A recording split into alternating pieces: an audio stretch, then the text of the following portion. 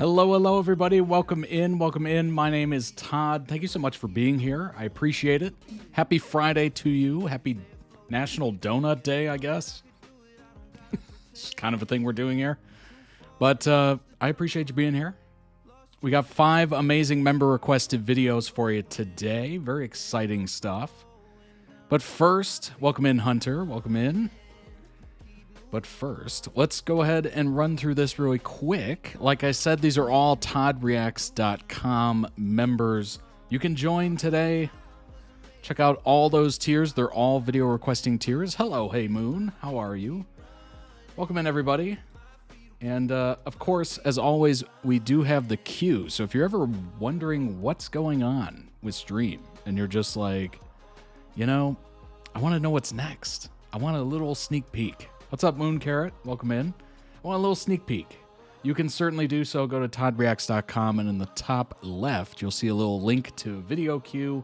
And this is literally all the videos that are coming up. You can check them out. And then we have the wait list as well. And if you don't see something on there that you definitely want to see, you just scroll down to the bottom and you can sign up. It's that easy. And of course, if you're watching at a later date or a later time and it's not live on Twitch, you can go ahead and subscribe to the YouTube channel. Over 14,900 of you have already done so. Shout out to you all. It's a very nice, free and easy way to support the channel. There's over 1,200 videos in the backlog, so go ahead and check those out. Speaking of which, Moon Carrot, I was just about to talk about the Discord. I believe your Discord was hacked. It started posting a bunch of random stuff. So if you want to check that out or check into that, it's unfortunate. It's unfortunate. We kicked you originally, and then you just have to rejoin once you gain, access to it and whatnot. But we welcome you back with open arms. It was very strange. But all right. Like I said, the Discord, as I literally just mentioned, we are at 354 members of the Discord. We actually have the Discord stream, the monthly Discord stream tomorrow in the Discord. So if you have not joined today, certainly join. It is your ticket into the monthly stream. That's all you need to do. It's totally free. The link's everywhere. So go ahead and join us in there. Friends have been made, all that good stuff. As you can see, tons of different fandom channels to be a part of. And then we do have community channels as well for you to get to know each other. It's a very fun time. Join us in there. We're very nice. If you've enjoyed the YouTube comments, it's only better from there. So join us in there. And all right, let's go over the lineup, shall we? Let's do it. It's a good one. We're going to start off with Riverdale songs. So that should be interesting. It's ranked songs. So we'll kind of see what, how many different songs are in there. I have no idea, actually. We've done this with Glee and other shows in the past, so this should be very interesting. And then after that, we have Buck and Eddie from 911, of course, affectionately known as Buddie. And then after that, we have DPR Ian, the So Beautiful music video. Should be interesting. We've been absorbing a lot of DPR Ian, so it's going to be nice to see some music videos and whatnot. And then after that, we have the BL To My Shore. It's Halfway Ruin is the title. It's got some English subs, so I'll be sure to turn those on. And then we will round out the stream and kick off the rest of your weekend, and hopefully it's a good one for you. Weather's getting hot here. It is crazy hot. It's starting to become an indoor time of year. But Saying Goodbye Forever plus KickThePJ BTS should be very, very funny and interesting. So I hope you're ready. Again, welcome in. You made it. It is Friday. It is the weekend. I literally got swamped right before this with work, so I had to start a little later. I was just like, oh my gosh, I have to send like 40 emails right now. But they got out. They got out there. They're in the Ethernet. But all right, let's go ahead and start with Riverdale, shall we? All right, I think I have it ready to go. This is off of Google Drive, so I'm never quite sure what's going to happen. But I don't know. We'll see. First, we have to unmute, apparently. Oh, you have to manually move over the volume. Interesting. Okay, playback quality. We're good, we're good. Yeah, okay. All right, this is Riverdale. I have no idea as to the full title right now. I don't have it in front of me, unfortunately. But, wait, I have the cue in front of me. There we go. It is the Riverdale songs non-musicals ranked. There we go. All right.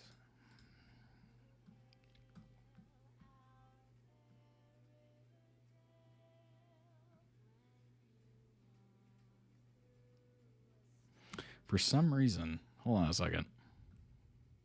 For some reason, the sound is not quite going through anything. Very interesting. All right, let's try this. Start it over again. That's the wrong one. There we go. When you walk through a storm, hold your head up. I'm a private dancer, a dancer for money. I'll do what you want me to do. Let's hear it for the ladies who lunch. Everybody rise. There we go. I figured it out.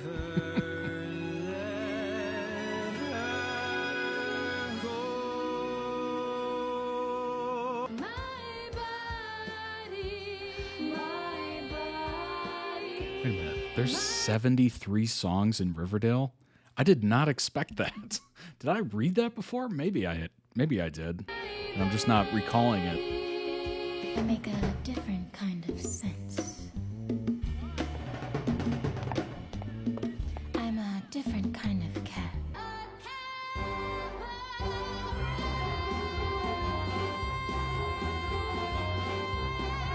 Close your eyes and relax. Think of nothing tonight. Everything's alright, yes. I'm just a soul whose intentions are good. Oh Lord, please don't let me be misunderstood. I hear you're taking me, you're taking me, you're taking me. Burns bright, wondering why it's only after dark. I know this dream of life is never ending. It goes around and round and round again. God rest ye merry gentlemen, let nothing you dismay. Remember Christ. I'm getting wild Glee vibes right now. On Christmas Day. I guess it's just anything teen related and music related. I'm going to immediately think of Glee. Little shop of horrors, bop, shabop. You'll never stop the terror. Little shop of horrors. I finally saw that movie. It was wild. I really liked it. And ears for hairs. Stars, they come and go. They come fast, they come slow. They go like the last light of the sun. Come on, turn the radio on, and honey will dance, dance, dance for the rest of the night. I'm not ready. It's something unpredictable, but in the end it's right. I hope you had the time of your life. It's a classic. It's a graduation classic right there.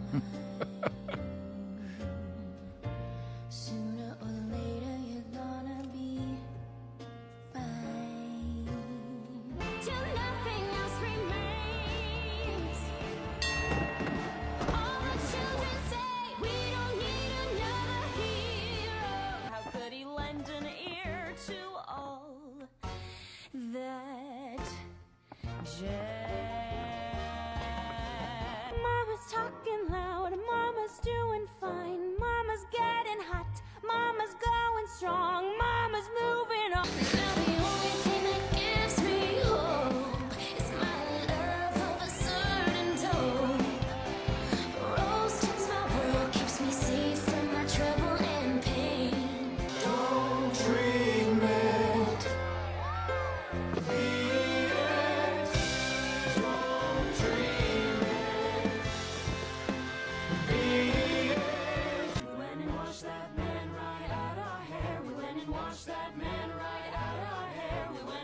that man right out of here and send him on his way.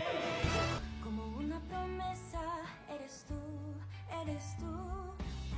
Como una mañana de verano. You broke my will, oh, what a thrill. Goodness gracious, great balls of fire. Tales of the old,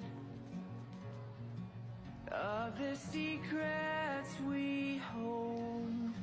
How can I resist? It's such an interesting juxtaposition between the fashion and everything else. It's so strange. And if you're feeling down, just get up. Oh, when it's your wedding day and my music starts to play, I can guarantee that love will find you. Heaven knows anything goes. There's something really beautiful about fashion in the yesteryears. It's like every other, it's like normal people were living a fashionable life. It's time you had the As opposed to, you know, nowadays where it's very reason. hit or miss, right? Say it's not her fault. So give us none of your aggravation. We had it with your discipline. Oh, Saturday night's alright for fighting. We don't need any money. I always get it for free. You can get into if you get in with me.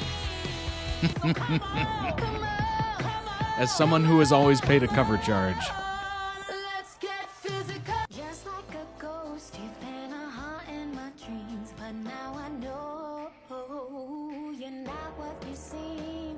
Love is kind of crazy with a spooky little boy like you. 'Cause there are so many things I can do, but instead I'll say I'll try. I'm trying, no, I'm turning the page. We're animals breaking out of our cage. There's nobody, no one, no way who gets me like you do. Ooh, it's so good, it's so good, it's so good, it's so good, it's so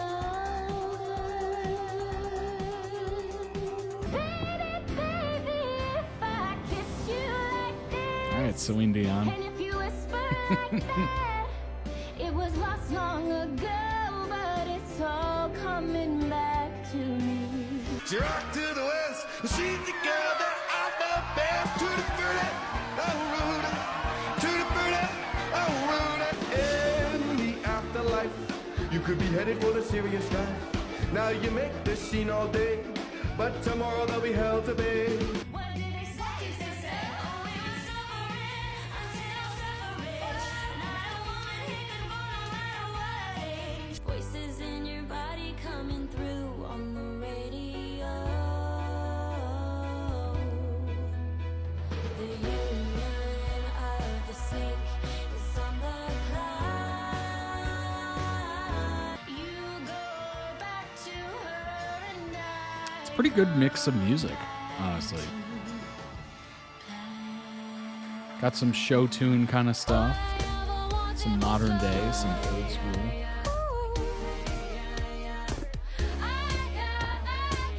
And I don't mean any shade by this, is that the voices are realistic. It's not like, you know, a cast full of Whitney Houston. They're normal, they're above normal voices, right? They can sing pretty well. They're just not, you know, CD quality, album quality.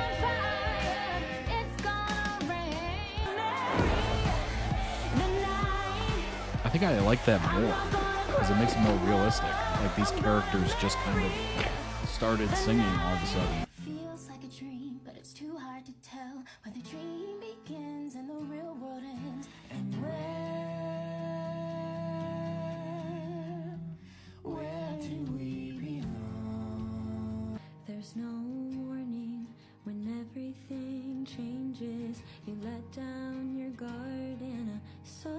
something strange, I thought. He's not made for this world, and neither am I. There's no warning when everything changes. You let down your guard, and I saw something strange. I thought she's not made for this world, and neither am I. When the sun goes down, we light up this town. Let your voice be loud. No change, I can't change, I can't change, I can't change. But I'm here in my mold. I am here in my mold. But I'm a million different people from one day to the next. I can't change. Wow, they did carry the torch twice. It's kind of interesting. Can make all this world seem right. And we rode motorcycles, blackjack, classic vinyl, tough girl is what I had to be. Sugar, oh honey, honey, you are my candy girl, and you got me wanting you. Damn right, it's better than yours. I can teach you. Oh my gosh. Charge my milkshake brings all the boys to the yard, and they're like, it's better than yours. Damn right, it's better than yours. I Oh can teach my. you, but I have to charge. Get down, ladies, you've got nothing to lose. Hello, Daddy. Hello, Mom. That might be my favorite one, Milkshake. That was crazy. I've never heard a rendition like that. I'm your wild girl. I'm your cherry bomb. You're toxic. I'm slipping under. All right, this reminds me of Buddie. I'm addicted to you. Don't you know that you're toxic? Intoxicate me now with your loving now. I think I'm ready now. I'm off the deep end. Watch as I dive in. I'll never make the ground. Crash through the surface where they can't Her voice is really good for that. Really good.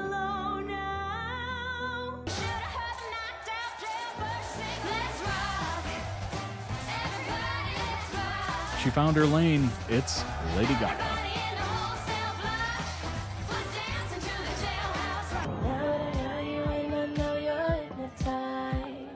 Do what I say, what I want, do it whenever I like. Coming up on you fast, but don't give this a try. Give this a try. If you need me, just call. I'll make it easy. Who will ever call to say I love you? Send me flowers or a telegram. Who could proudly stand beside me? Who will love me? Okay, she killed that. As I am? That was good. That was legitimate good. We have no past. We won't reach back. Keep with me forward all through the night. We're the kids in America. We're the kids in America. Everybody live for the music. Go around, la la la la la. My love, my heart, I wanna share it with you. When it seems too hard to bear, I'll be here, I'll be there. If we had 5 more minutes of air to breathe, and we cried all through it, but you spent that. All right, what's going to be number one? On our legs, you dregs of air, we agreed. Going nowhere, going Classic. Classic. Mad, Mad World. Filling up their glasses, no expression, no expression. Hide my head, I wanna drown my sorrow. No tomorrow, no tomorrow. and I find it kind of funny, I find it kind of sad. The dreams in which I'm dying are the best I've ever had. I find it hard to tell you, I find it hard to take. When people run in circles, it's a very, very Mad world. Classic. Classic. Oh my gosh. All right, that's interesting. That's very interesting. Like I said, reminds me a lot of Glee because that's obviously that was peak when I was coming of age, so it just kind of sticks in my mind, I guess. But like I said, a lot of their voices, they don't sound what's the best way to put this? They don't sound super polished in a way or overproduced in a way, or it literally just sounds like the character is singing as opposed to, I don't know, some incredible vocalist just kind of like lended their voice to the person where you can always tell. I don't know if you've ever witnessed that. I'm sure you have, where you listen to somebody sing who's an actor and you're just like, that's not their voice. There's no way. They're dubbing in somebody else. That happens so often, but it actually does sound like a lot of these characters are singing, or a lot of these actors are singing, which not a bad thing. I think that's actually really nice. It's more believable, frankly, because it's real, right? But it was beautiful. That's a good list. Very eclectic, as they would say. Very, very eclectic.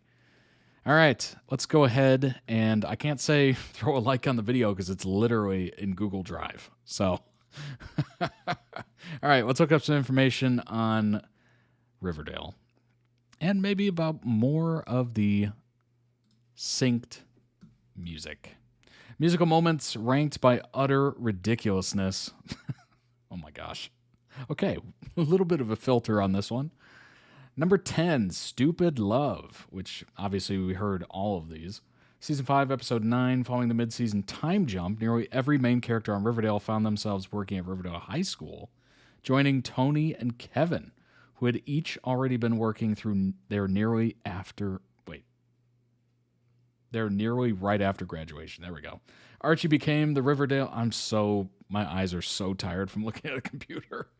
Riverdale ROTC instructor and the football coach, Betty the automotives class instructor, Veronica the economics teacher, and Cheryl the cheer coach, which makes this number performed during a football game between Archie's Riverdale Bulldogs and Hiram's Stonewall Stallions. Whoa, what a name, right? Even more ridiculous, Cheryl, the coach of the cheerleading team, is one to take the center stage and perform this Lady Gaga song. Of course, the number definitely would have not been as fun if it weren't performed by one of the most beloved core characters, so I can let this one slide. Number 9, Dead Girl Walking, performed by Vanessa Morgan and a bunch of other folks. Season 3, Episode 16, Riverdale's take on Heathers, the musical, is the best of the show's musical episodes. Features Cole Sprouse, Lily Reinhart, Madeline Petch, and Vanessa Morgan's beautiful take on 17. Nice. Number 8, Toxic, performed by Camila Mendez. That really reminded me of Glee. It really did. Like, maybe it's because they did it first kind of thing, or I'm just, like, stuck on it. But it just immediately put me back into there. Wesson learned the hard way as she finds out her one-night stand dead in her bed, poisoned from her kiss. Interesting. Her newly acquired power is producing poison within her body. Well, that's interesting. Naturally, in response, she decides to put on black lipstick, accept her fate as a literal and metaphorical Black Widow, and perform Toxic at the shareholders meeting for her casino. Because what other song could you possibly perform after finding out that you're quite literally toxic? That's hilarious. Performances are rated for ridiculous. Ridiculously on brand for Riverdale. Number 7, Jailhouse Rock, Season 3, Episode 2. Triumphs and defeats, the epic highs and lows of high school football. An incredible conversation aside, the River Vixen's cheer squad shows up at Archie's jail in order to motivate the prisoners during the football game, which would give them a chance to make up for the lost time running drugs to support Nana. Good Lord. This number is a fun take on the Elvis classic, of course, even if it's almost completely overshadowed by the circumstances. Number 6, Unsuspecting Hearts. Ashley and Madeline. First proper musical episode, so this was season 2, episode 18. Riverdale's cast truly shines while performing Carrie the musical. Josie eventually found out that it was Cheryl the entire time who had a crush on her and clearly did not know how to handle it. The song finally allows Cheryl the opportunity to apologize to Josie, who rightfully wanted nothing to do with her after she returned to the school following her brief stint at a convent for conversion therapy. Whoa. Number 5, Our Love is God. Season 3, episode 16. If you know anything about Heathers the musical, this is an interpretation of this song. Actually fits pretty well. During season 3, Riverdale's central villain was a cult called The Farm, which was harvesting the organs of its members after brainwashing them. Well, that sounds terrible. Kevin and Fangs are 2 of the first teenage main characters to fall victim of the farm, culminating in the world's creepiest cult wedding, all while singing their devotion to one another. Just reading that sounds terrifying. I don't even know what that would look like, but yeah, that's terrifying. Number 4, Walking in Space. Season 5, episode 11. The musical number has a lot of moving parts, and every single one of them is more bonkers than the last. With Veronica, she brings a safe full of money to the leader of the Ghoulies gang in exchange for a blue opal that they stole from her jewelry store. In the middle of the exchange, Archie and the boys drop in through the ceiling windows following the plan laid out by Veronica to save the hostages taken by the Ghoulies and get everyone out safely. I mean, that is crazy. Number 3, End of the World. Season 6, episode 22. Was ridiculous, we have already established, of course. Though nothing is more bananas than Cheryl, after absorbing all of her friend's superpowers through a world-saving faux lesbian kiss, joining the entire ensemble to sing a cover of Rob Dickinson's The End of the World, most notably covered by Billie Eilish. Truth be told, this is actually one of Riverdale's most beautiful and haunting musical moments, acting as a backdrop to somber goodbyes, sorrowful preparation in case this truly was the end of Riverdale. Number 2, You Are What You Wear. Season 6, episode 17, in which Veronica, Betty, Kevin put on a serial killer fan convention in order to catch long-running villain, the Trash Bag Killer. Takes its songs from American Psycho, the musical. Might be its weirdest Broadway tribute yet. Yeah, probably. Yeah. A serial killer fan convention. Yeah, that's going to be a little strange. Albeit an extremely fun, laugh-out-loud, ridiculous fever dream nonetheless. I mean, sounds like it. Number 1. Wow, they matched. Mad World. Performed by KJ, Camila, and Lily. Season 2, episode 8. It's bad enough that Tears for Fears track Mad World has already been memed to death through Gary Jules' emo cover. Hey, you know what? That's a great cover. That's one of the best covers. That is such a good cover that it almost makes the original not pleasant. Have you ever noticed that? Every once in a while, there's like a cover where you're just like, oh, this is better than the original. Like, just is. The fact that everybody knows what the heck that is just proof in the pudding, right? Riverdale rendition only serves to add fuel to that fire. Archie and Veronica joined together to perform this song at a Southside bar crawling with gang members. But the most ridiculous element of this number is Betty's involvement. After Veronica and Archie rush off stage mid-song, Betty steps up to finish the rendition and begins to perform the serpent dance. She does this to gain the respect of the serpents and become part of her boyfriend Jughead's world by joining the gang. The only way for a woman to gain entry, perform a striptease and swing around a pole. no matter the age. Friendly reminder, she's 16 in season 2. Yikes. I got one word for that, and one word only. Yikes. As Betty abandons the microphone and her performance continues in diegetic sound. Boy, that is a crazy word. You can't help but laugh at the absurdity of the situation as Betty, the girl next door, pole dances to join a gang. Dark and twisted take on the Archie comics indeed. Yes, that is literally the whole point of Riverdale. Everything you need to know about the Riverdale musical episode. When a TV show does a musical episode, it can either be an amazing feat for a series or a cringeworthy 42 minutes of watching actors sing off key. With Riverdale's musical episode, it's a bit different in terms of featuring a musical rather than having an entire episode play out in song. I mean, it can be done, but it's tricky. Since most of the cast will take the stage in the episode, though, is the Riverdale cast really singing? It would be amazing to have the core 4 do most of the singing. It looks like not everyone is down to try out their singing pipes. Okay, we're getting a little bit of truth serum here. The Riverdale cast will sing for the Carrie musical. Some will be noticeably absent, possibly because their current storyline or character arc doesn't really work to break into song. Madeline will be singing. Camilla will be singing. Lily will be singing. Blah, blah, blah, blah, blah.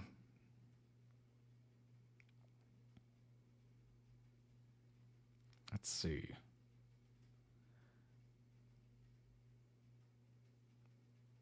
Most of the cast members of the show are musically inclined. We've seen several of them prove that more than once on the show, so it definitely worked out that episode 18, titled A Night to Remember, will focus on a high school musical version of combination of the original Stephen King novel, Carrie, of course. I know it's a lot to fit in with just one episode, but there has been enough buzz about the episode to show that there will likely be plenty of hard work into creating it. 3 years ago, this is a Reddit post. Why so much singing? That's a good question. That's a very good question. Why do teen shows lean heavily on singing? I'm doing a first watch. It's probably a way to earn more money. Let's be really cynical about it. Sell some records. I'm doing a first watch through the show now, and overall I love how crazy and campy and over the top the show is, but I hate all the random singing all the time. I would probably say, did you look at all into the show before you watched it, or do you just kind of like jump in head first? I mean, I understand it. I usually do that too. You know, maybe I hear something, you know, somebody's talking about it, or maybe I just kind of interpret it, but I do jump in to shows without knowing a heck of a lot of it. But that would probably, if I was not expecting a bunch of music in a show and it just kind of happened, I would probably turn it off. I would indeed. Feels like it's happening more and more in the later seasons. Oh, interesting. Feels like a knockoff of Glee. I guess I'm not a... That's literally the entire thing I was saying. Have they ever explained why they're singing all of a sudden, and they decided to make it such a big part of the show in the later seasons? Top comment says, because the show wants to and does everything. They saw Marvel and thought, I can do that. Viewers, can we go see Scarlet Witch? Riverdale, we have Scarlet Witch at home. And then realized they made such a mess that they had to start the whole series over in the finale season. Anyone asking this has never experienced the epic highs and lows of a high school musical. I mean, you kind of know it's a musical, though, going into it with that name, right? Why do people say music is a big part in the later seasons? The whole premise of Archie's character in season 1 was to be a singer. They sang in the first episode and all throughout the first season, and you couldn't figure out there was going to be more singing or equal singing. OP said, yeah, but in the earlier seasons, there was context for it. Like Archie wants to get music lessons, or Josie and the Pussycats are performing at a town function, or the kids are in a musical play. In the later seasons, it just feels like there's no context, and people are just randomly start singing and dancing out of nowhere for one scene and then back to normal. I love a musical episode, and I liked Glee because that was their entire premise. In this show, it just feels so random and out of nowhere as time goes on. That kind of makes sense. If you're watching a show called Glee, you expect song. If you're watching a show called High School Musical, you expect song. I guess if you're watching a show like Riverdale, you expect no song, but then you hear that there's musical, somebody's trying to be a singer, etc. You expect at least a little bit of songs. But probably just randomness is interesting. I feel most of the sentiment is just people being annoyed by the singing in general. Musical episodes aside, most of the regular singing happens within a context, like you said, the Pussycats, town functions, Josie, Veronica, sometimes Kevin singing at the speakeasy. Some other occasions that, while a little weird and cringy, I wouldn't say random or out of nowhere. This person says, because in the comics, Archie's in a band. They even had a signature song made for them called Sugar Sugar. Spoilers, this song is never sung in the entire show. No, come on now. Josie and the Pussycats sing the Sugar Sugar song in season 1. They actually had multiple hit records. Sugar Sugar was the number 1 hit. Jingle Jangle was another hit song. Sugar Sugar, as performed in Riverdale Chapter 1, was the best song on the show. It's the only one I regularly listen to, ? So everyone else is just like, what are you talking about? They did do that song. Like immediately, actually. We could definitely tell Roberto worked on Glee and it bled into the show. That kind of makes sense. Because he wanted to do musicals, so they did, and that's reason enough. Whenever they get to the musicals, I effing hate that. Agreed. We would just straight up skip the episode, hate all the singing. I never skipped them. I loved them. Okay. Opposed opinions there. I hate it. I love it. Okay, cool. Go your separate ways. The musical episodes were insufferable. I skipped through all the singing. Didn't mind it as much when it was part of the plot, like Archie, Josie, or Fang becoming musical artists. I don't know. The only good singers are Casey, Lily, Vanessa, and KJ. I mean, that's totally subjective. Completely subjective. Fast forward through the musical parts. They apparently have several actors who can sing, or at least can sing well enough. And the show is already ridiculous camp, may as well have song numbers. Hey, you know what? I kind of agree with that. If it's camp and, it just is what it is, you might as well lean into it. And who knows? Every once in a while, Because it's high school for 30-year-olds.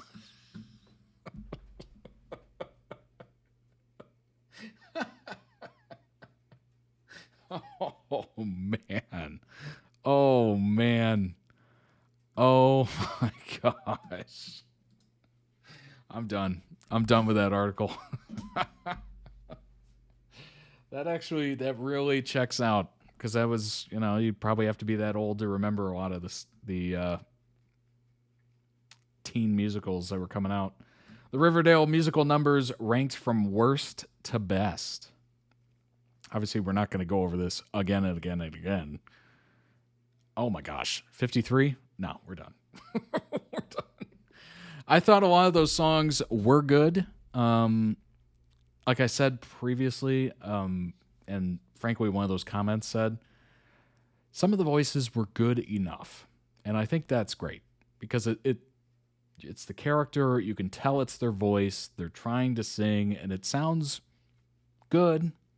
It's not, recording artist, but it's good. It's good. It's not somebody out there just blasting away off key. And I find it to be endearing, when an actor is such a good actor, right? and they're trying to sing. They're really trying. I find it a little endearing if they're not perfect. I don't know if that makes me weird or whatever, but something about that is just beautiful. Like, Hugh Jackman might not be the world's greatest singer, but for him to put forth that much effort, again, Broadway, etc., musicals, Greatest Showman is one of my favorite freaking movies ever. He put in so much work, so much effort into that. It's just impressible. It's impressible. I almost said impossible and amazing or something. It's amazing. It really is. It really is. It always makes me kind of cringe, but I understand why, right? If an actor really can't sing, like really can't, they'll have someone's voice dubbed in. Part of me is like, yeah, that's fine, because I wouldn't want to hear them sing poorly. But the other part of me is like, you probably could have hired somebody else. You know? If it's a singing part and you want them to actually belt the words out every once in a while, I'm sure there's actors out there that can do both. You know? I don't know. All right, let's move on to the next one. There's going to be no singing in this one. Just a heads up. So if you hate singing, you're going to love this. This is Buck and Eddie from 911 entitled Always. Here we go.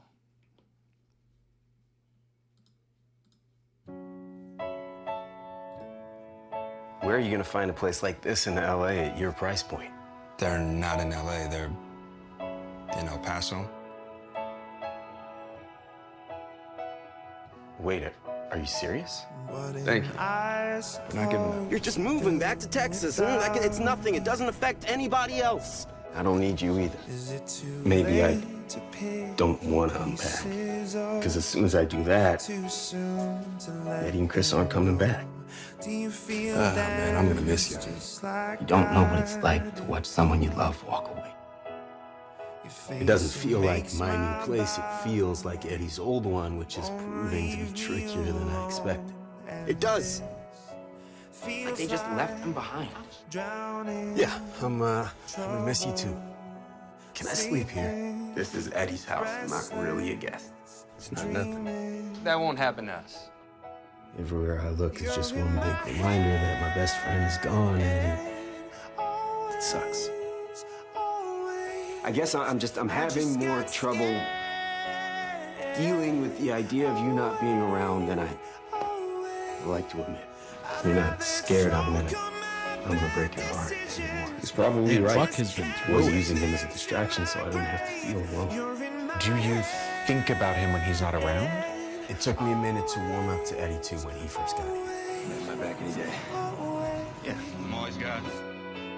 His mother's not in the picture. Are his concerns your concerns? I'm here. What can I do? And you're the guy who... Well, you always do. I should have been there. Stay with me, okay? I'm worried about you. likes to fix things. I mean, does not having him in my life and in the field leave a big hole? Yeah. What's your problem, man? Trying to get your attention has been kind of exhausting. Now the competition's out of the way. My attention? It's me. The hell is that? It's Eddie Diaz, new recruit. Okay, you. I'm your renter. I'm living in Eddie's old house, therefore I must be in love with him?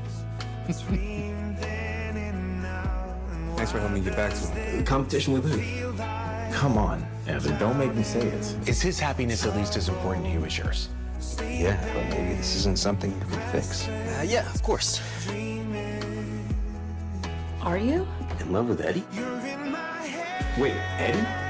You're living in an advice house. It wouldn't be so crazy. He was a renter, and he's straight, except that I'm not.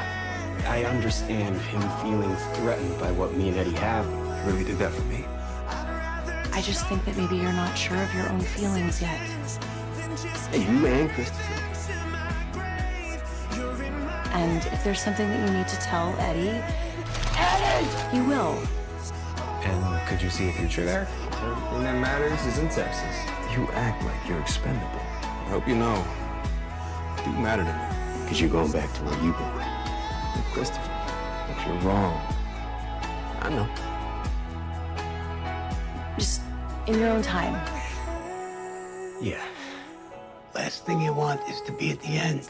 Hang on. Bye, Buck. I guess I can only hope to find something that good. Holding nothing but regrets. You tried dating a few times after Abby left? Which did not work out. So you just stopped trying? Well, Eddie would never do something illegal. Eddie has a silver star. Kind of can't stop thinking about it.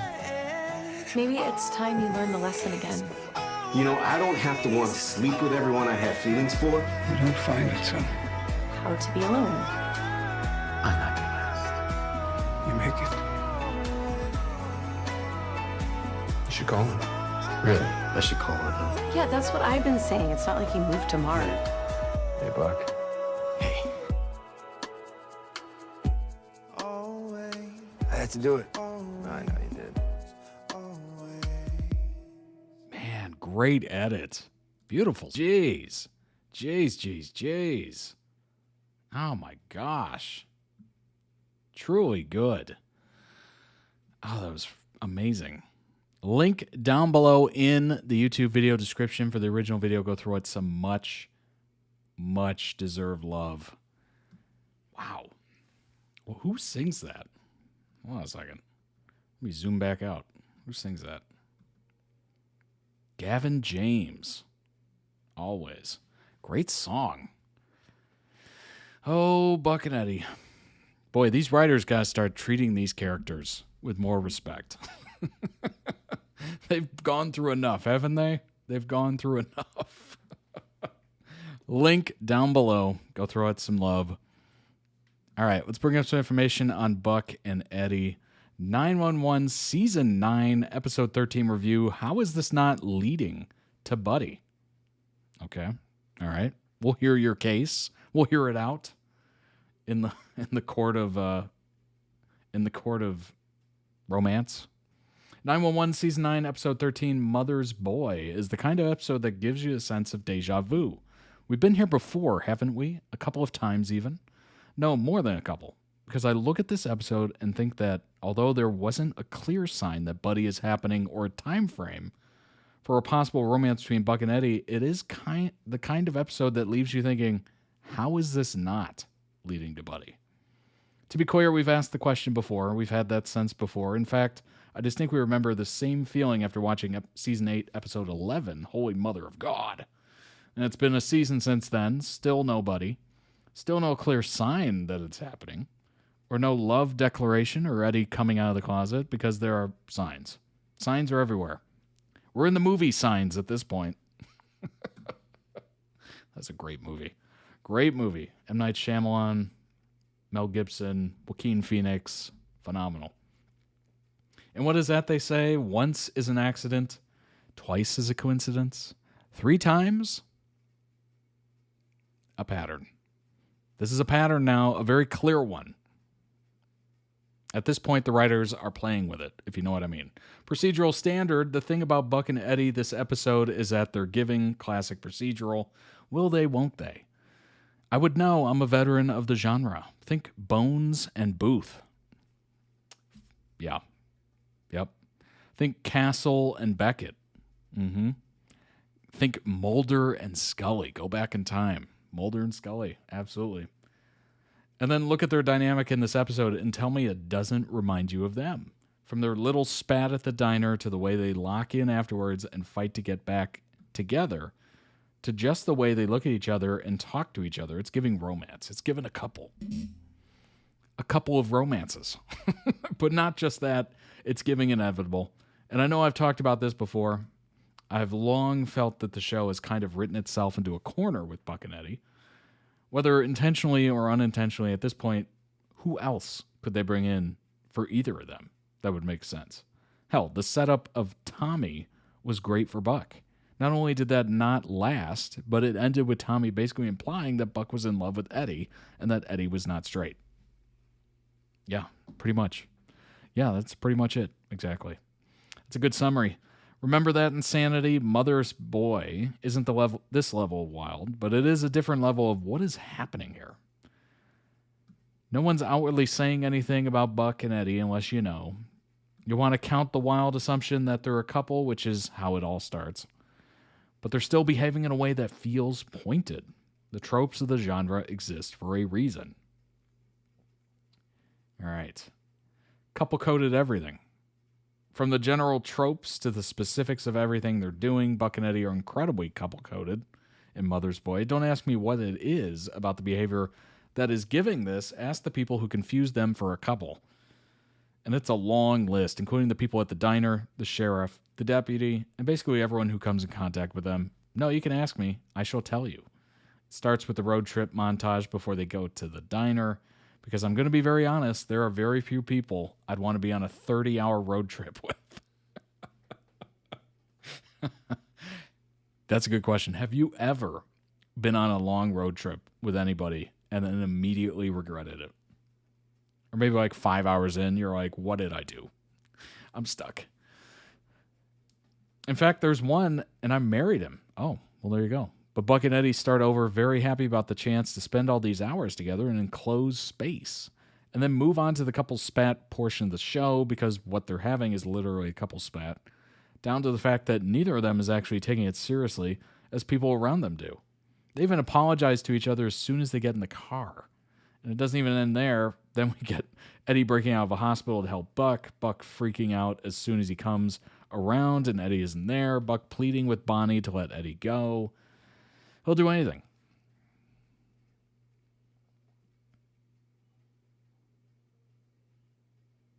Eddie, you look like crap.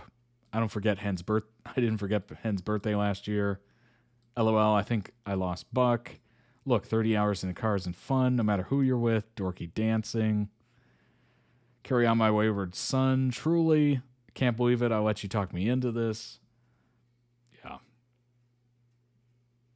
Your kind princess? Very heavy-handed 911.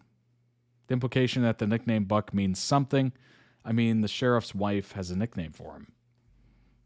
Yeah, there's a lot of... This is so many... These are all the different points in the episode. Agree? Disagree? Do we think Buddie is canon? Is it heading that way? At this point, it's like, come on now. Just hurry up. Hurry up. 911 sends Buck down a dark path, revealing a dangerous secret he's keeping from Eddie. This was posted in March. Buck may have survived last week's Buddie road trip from hell, but as revealed in the March 19th episode of 911, he's gone from one nightmare to another. Eddie naturally was the first to notice that something was up, especially when he caught Buck lying about not going to therapy. Eddie pushed back for Buck to speak with a professional about what happened, but Buck pushed right back, arguing that he can't move on from the experience if he keeps dwelling on it. Eddie's concerns grew when he and Christopher showed up, albeit unannounced, to Buck's house, only to be left standing at the door with no answer when Eddie clearly could see Buck's truck parked outside. Because no one serves passive aggression like Buddie. Oh my gosh. Sue passes the torch to Maddie. 911, but has put poor Sue Blevins through the ringer over the years. Remember when she got hit by a car and she found herself back in the hospital this week after suffering a stroke in the middle of the call center? I mean, that's brutal. That is brutal. Her prognosis is good, but she had a long road to recovery ahead of her, prompting Sue to ask Maddie and Josh for a favor. She needs someone to step in for her at work. More specifically, she wants it to be Maddie. Decision that left Josh hurt enough to quit on the spot. Yikes. Maddie returned to the call center for a much less hectic second day, where she was delighted to see that Josh walked back his threat to quit. That's good. You didn't think I was going to let you do this all by yourself, did you? He asked. To which Maddie replied, of course not. You care too much. Meg gets a new plan and a new man? Question mark? You ever wanted to reach through your TV screen and physically shake a character? That's how we felt this week about May. Okay, we're not worried about May. Sorry, I don't mean to say that. I enjoyed the Buddie interaction with Chris. I also liked the May storyline. Blah, blah, blah. Lots of people talking about May. How much more can they throw at Buck? I know, right? That's literally what I was thinking that entire time of that compilation. He's already survived a tsunami, being trapped under a fire truck, kidnapped, struck by lightning, being conceived to be spare parts for his brother. Oh my gosh. Best show on TV right now, Buck, Eddie, and Chris are the best characters on the show. I always worry about Buck. I'm hoping for Buck to have an emotional breakdown where he talks about everything that he's ever gone through in his life, including Bobby's death and his kidnapping. Please give us Buddy as a couple. Boy, this was... we're a bit divided on the Buddies as a couple, apparently. Whoa.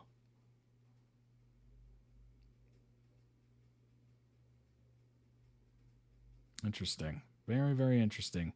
911's Ryan Guzman, a.k.a. Eddie, has 2 words of advice for Eddie's Season 10 love interest. Good luck. I think we went over this last time, so we'll kind of skip it.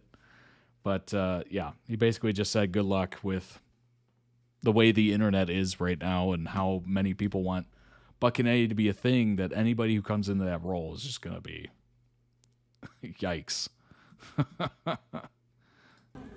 So something like that, it integrates, like, Eddie Diaz loves watching telenovelas. We've already established that and everything, so maybe it's some in that nature.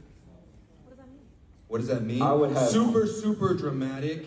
Yeah. It's raining. Yeah, what? It's raining. Buck, no. Why did you write me? I wrote you every day. You have to speak in Spanish in this one. Sorry, buddy. Well, see. Well, I think, I would... That's funny. Ryan answering fan question. If Buddy were to get together, how would you guys do it? And Ryan said, telenovela. And then Oliver, a.k.a. Buck, said, in the rain. Oh, my gosh. I mean, technically, you could do both. You could definitely do both. Telenovela in the rain. Like, that is probably the most dramatic thing ever. Add a few guns. Add some extreme fast close-ups. All of a sudden, they're just in your face or in their face. Oh, my gosh. All right. That was amazing. Will Buddy happen? Will they, won't they? I think that first article was pretty accurate. I think they have kind of painted themselves into a corner there. I don't know how you could ever introduce anybody else to either of them, like, and then have the fans, like, totally accept it. I don't know. I really can't see it happening. I do think they're in kind of that classic will they, won't they, and they're just going to tease the heck out of the audience. Maybe it lasts for more seasons. Like, I don't know. How patient are people, right? It's a fine line when you're trying to thread that needle of, like, will they, won't they? Let's just kind of play with the audience. Go back and forth, back and forth, back and forth. Eventually that audience will probably get pretty tired of it. So you want to do it somehow before they leap off of the show and said, this is just baiting. This is baiting us. Will they, won't they? But you definitely want to bring it out just a little bit longer so you can, keep that interest, keep that debate going, which helps engagement, of course. But yeah, let's go ahead and jump into the next one. It is DPR Ian, So Beautiful. Thumbnail looks crazy. So I guarantee this video is going to be very interesting. Here we go. So beautiful. Before I change again, remind me of the time when I still remembered. I feel it coming.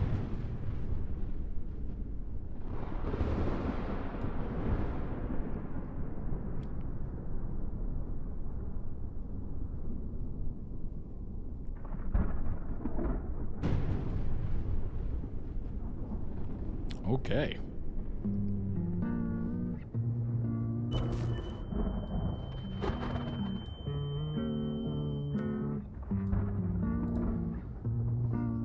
Took him 30 seconds to take off his shirt. If anybody's keeping track.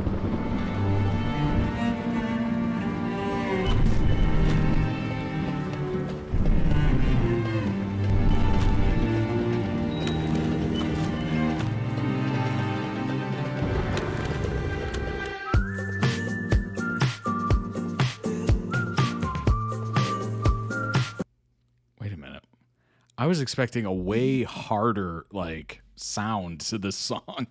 That caught me off guard. I was not expecting like whistles after that intro.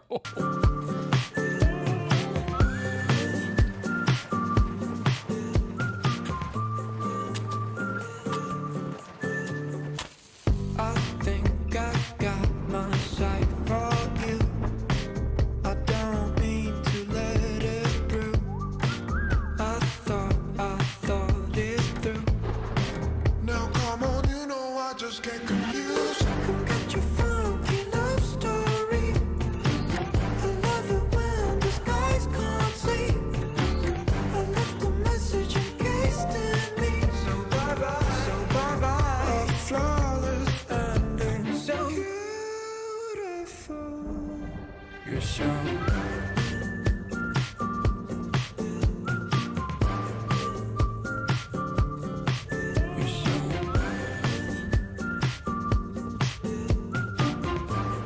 Oh, this is terrifying. Zoom out, please.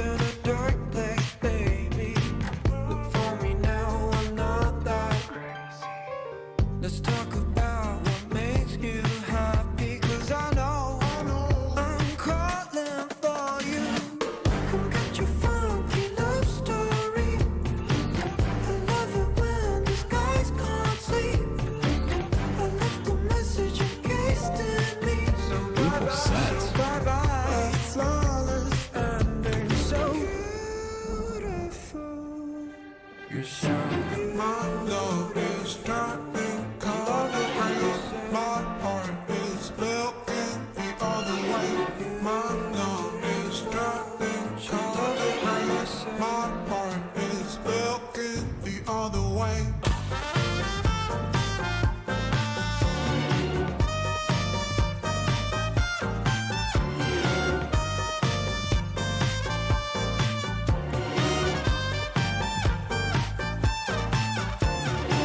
come get your funky love story. I love it when the skies can't sleep. I left a message encased in me. So bye-bye, flawless ending. Come get your funky love story. I love it when the skies can't sleep. I left a message encased in me. So bye-bye, flawless ending. So beautiful. I mean, surprise to no one, it's a beautiful video. Stunning.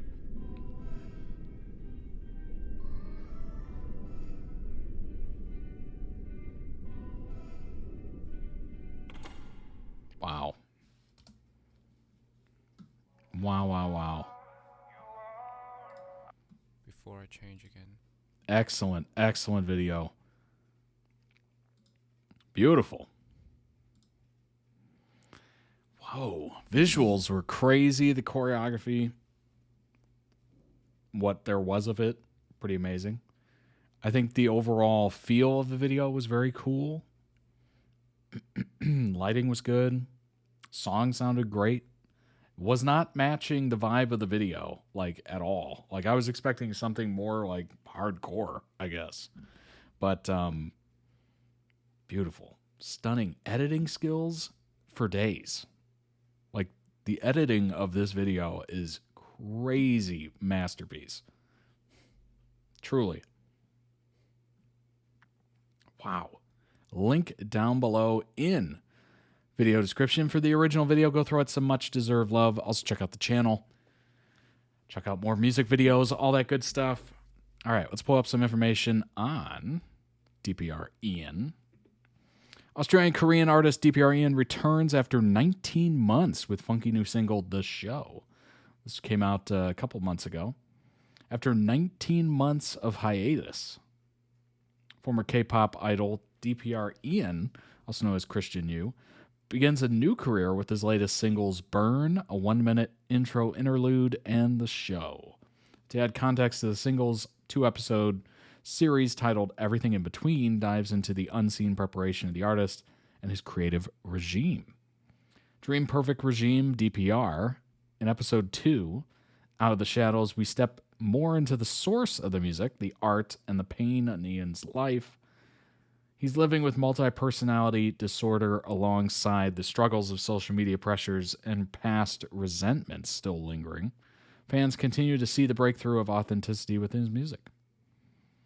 The release of the show comes after his 2024 EP Saint. The show serves as almost a complex goodbye to Ian's personas, two opposing personalities named Mido and Mr. Insanity, and rather it turns the spotlight into the soul life of Ian outside of these two personas within him.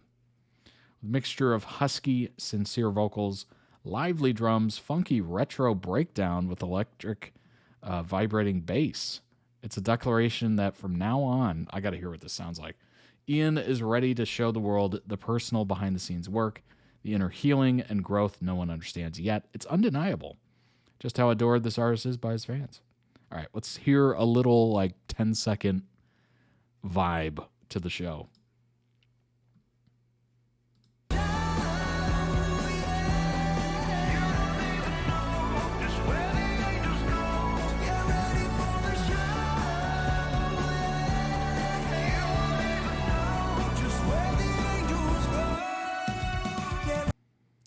Nice. I like that. Kind of hit me like The Killers a little bit. It's very good. Just that couple seconds there I liked. Crossover convo. Crossover convo with Billboard and DPR Ian. Journey from B-Boy to K-Pop to Billboard 200. You've crossed from b-boying to K-pop. You've crossed countries from Australia to Korea. DPR Ian said multitudes of countries, yes. Yes, in the U.S., you've even crossed professions, going from rap-oriented singing, video editing, visuals. Wow, that's quite a lot. Having it laid out like that, it really puts a lot of things into perspective. For me, this is DPR Ian speaking, it's like I've just really been on the run, on the fly. I haven't really been able to process a lot of these things, and it's been quite the journey. That's kind of accurate, isn't it? Like you're in the process of doing something, or maybe you're just living life, and then you look back at what you've done, and you're just like, oh, that's where all the time went. I was busy doing whatever, tell me what you're comfortable with, because I'm never sure if I should call you Christian or Ian or DPR. And DPR Ian said, too many names. You can call me anything, okay? So I'm called anything now. Just kidding. There's this humor coming out in the interview. No, literally, like you just said, you pointed out there's so many eras I've been through pertaining to those eras. I think that's where a lot of the names come out of it, So without even knowing me, like Rome was for my C-Clown days, and then it goes into Christian, which was the videography days, and now it's Ian. So I guess, Ian is perfect. There you go. A lot of names. DPR Ian stuns for new fragrance campaign. This was in January. Collaboration between the Fragrance House and the Australian music multi-hyphenate features two distinct unisex extra de perfume scents. All right. Alchemist Fragrance. Indonesian brand. Okay. For an immersive perfume, the new Out West campaign featuring two distinct unisex extra de perfume scents. I'm not saying this 80 billion times. Look at how many. Good grief. Once, twice. All right, so they have the AM and the PM. The AM is a woody, spicy fragrance featuring top notes of pink pepper. Pink pepper? I would not be able to pick that out from black pepper. Or white pepper, actually. That is very specific. Ginger and lemon, while middle notes are cypriol, balsamic notes. Ooh, love a good balsamic vinaigrette, am I right? And base notes are leather, patchouli, and cedarwood. The PM is an oriental woody fragrance with top notes of lavender, saffron, grapefruit, Middle notes of Gunsmoke. Okay. Patchouli and labdanum. What the hell is that? What the hell is that word right there? Base notes of incense, vanilla, and vetiver. Okay. Limited collectible items for the first 350 buyers were given to customers. Wow, nice. Set includes a perfume coaster, a 2 milliliter perfume, and an exclusive random photo card. The exhibition runs from January 26th to February 1st.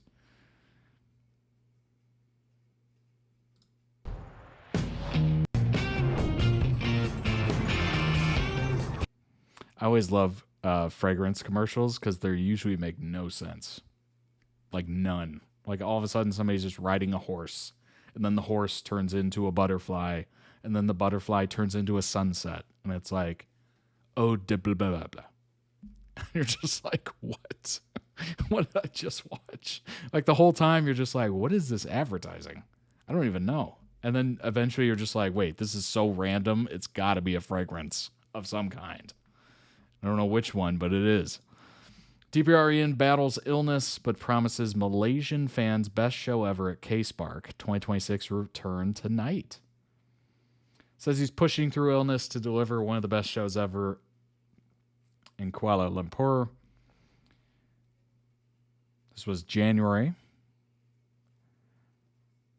Reassured Malaysian fans that he's pressing ahead with his performance despite falling ill shortly after arriving in the country. That is the worst timing ever. Oh my gosh. He must have been so mad. So mad. In a candid Instagram reel shared ahead, he's mad because he wants to put on the best performance ever, I'm assuming that's what most people who actually care about their craft want to do, right? They're just like, ugh. Candid Instagram reel shared ahead of the festival today. The singer revealed he was hit with body fever as soon as he landed. The immunity's been down, and I was in bed for the last 2 days. That's unfortunate. Everything's been boiling up to a point where even if we let go of the tension a little bit, I think we all get sick. Still, he pledged not to let the setback compromise the show. I'm going to find a way to give one of the best shows ever. I promise that. Not to worry anybody. You got to love that. That's somebody who actually cares, right? That's that authenticity that they were talking about in that first article. Somebody who actually, cares enough to push through. I'm not going to name names, but there are other artists that just won't. I think what they see is the bigger picture. It's easy to lose track of just how important it is to put on a great performance in front of whatever city you're at. Because you look at the whole tour and you're like, well, it's just one show out of many. But what they who do that don't realize is the fact that those people spent crazy money. Concert tickets are very expensive. I don't know if you've been to one recently. Concert tickets are crazy expensive. They maybe got a babysitter. Maybe they took off work. Maybe they, have been waiting for this for months and months and months. Like, there's a lot of people that are just dying to see you. And I understand it completely if it is a serious condition. But if it's something very small, it just kind of rubs me the wrong way, Like, I get it, but also, come on now. These people are here to see you like thousands or hundreds even. Hundreds is still important, depending on your size of, your superstardom. But yeah, obviously DPR Ian cares a lot. He pushed through. Love that for him. Love that for them. They got to experience DPR Ian. Awesome. All right, let's go ahead. That music video, by the way, was one of the most visually interesting music videos I've seen in a long time. There's a couple of them that we have watched on this channel that have been incredible.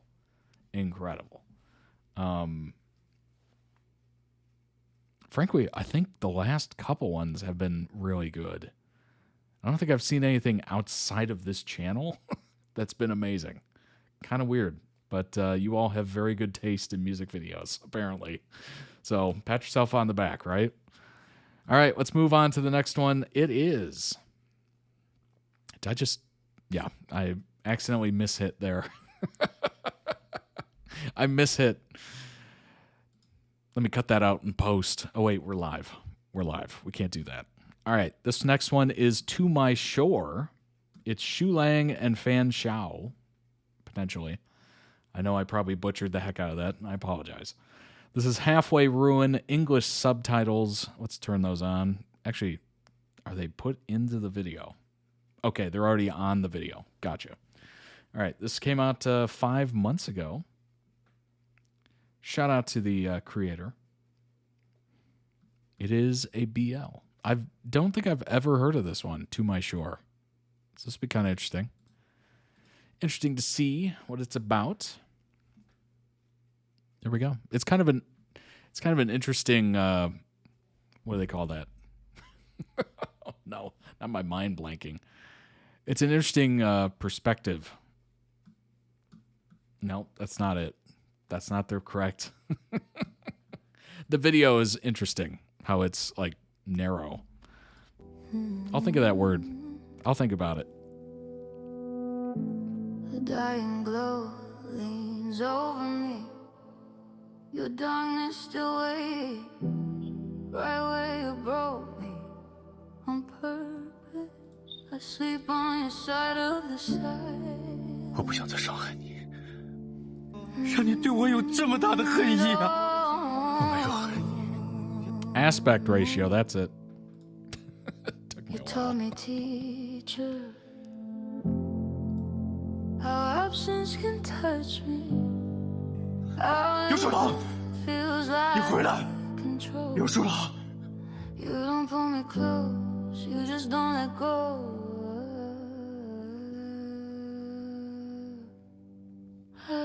Slow, slow. 我们到此为止。我们之间所有的一切，我不是你口中的菩萨，我渡不了你。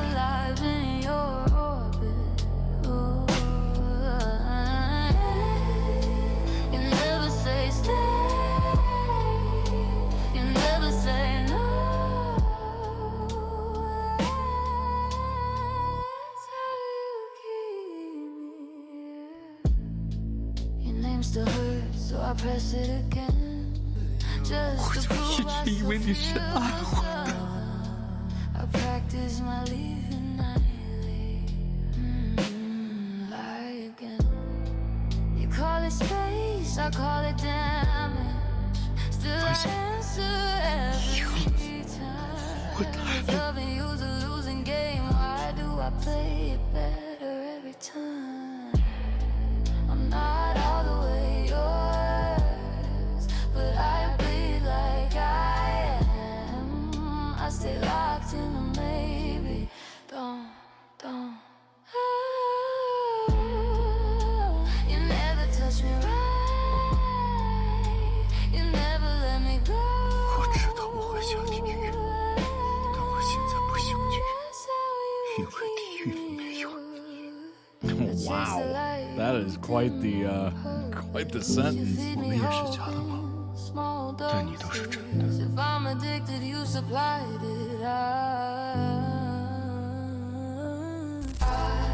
was never all the way yours, but I stay like I was. I let you ruin me gently. Stay.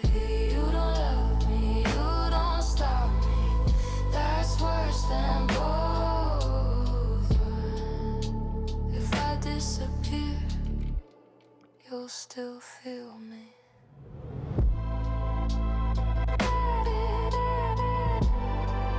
你说过你爱我的，你会保护我的，为什么？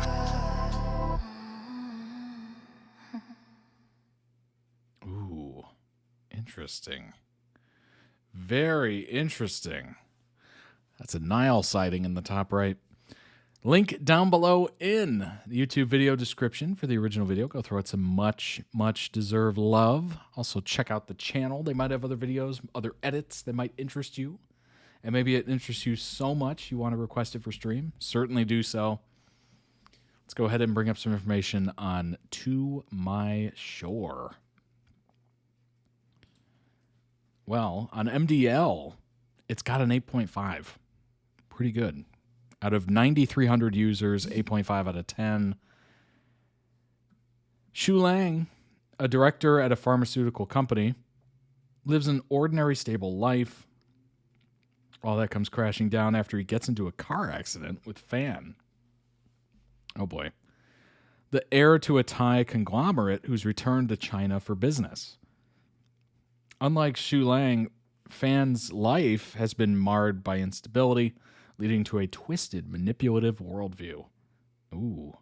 When Fan finds out that Shu Lang is interested in men, he devises plans to entice Shu Lang into a relationship. Wait, that sounds like something else. I swear I've reacted to something that was like that, where it was like, you know, jokey, make you fall for me, and then all of a sudden they're like a couple. I swear that I can't think of the name right now, but I swear I've heard that. Oh my gosh. Ends up falling for Shu Lang for real, for realsies. Shu Lang, on the other hand, is blindsided when he learns about Fan's true colors. Will Fan destroy the only genuine love he's ever had? Or can he find a way to truly win Shu Lang's heart? I mean, that is quite the storyline. Devises a plan to entice him into a relationship. Clearly was very good at it. Like, real good.